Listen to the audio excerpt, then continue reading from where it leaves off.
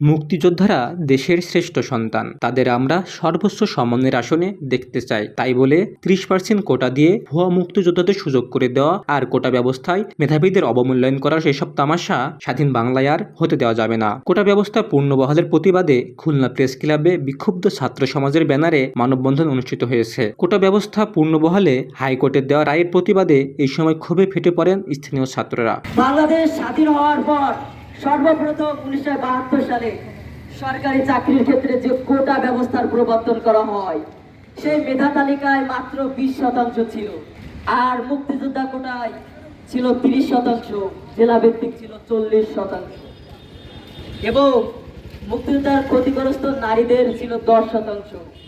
এবং 2018 সালের আমরা সর্বশেষ যে আন্দোলনটা করি, সেই আন্দোলনের মাধ্যমে কিন্তু এই কোটার যে যৌক্তিক দাবি ছিল, সেই দাবি কিন্তু মেনে নিয়েছিল, এবং 2024-এ এসে সেই দাবিকে আবার চাঙ্গা করতেছে।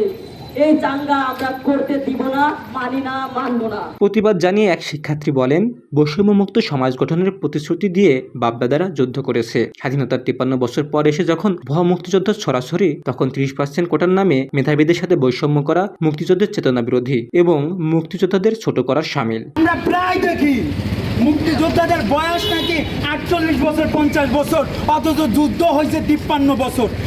তারা কোন মাপের মুক্তিযোদ্ধা? 30% কোটা কাদের দেওয়া হবে? এই ভুয়া মুক্তিযোদ্ধাদের দেওয়া হবে।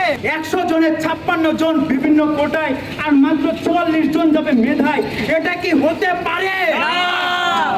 আমরা এই কোটা ব্যবস্থার যে পুনর্বহাল করা হয়েছে, আমরা এটা বাতিল চাই। শহরব্যাপী আন্দোলন ছড়িয়ে দেওয়ার প্রত্যাশা ব্যক্ত করে ছাত্ররা খুলনা সরকারি বিএল কলেজ, খুলনা বিশ্ববিদ্যালয়, কুয়েট সহ খুলনার সকল সরকারি, বেসরকারি এবং প্রাইভেট বিশ্ববিদ্যালয়ের শিক্ষার্থীদের নিজ দায়িত্বে কোটা পূর্ণবহাল বাতিলের আন্দোলনে শরিক হওয়ার আহ্বান জানান। Shafed Hossain Shaon, Voice of tiger.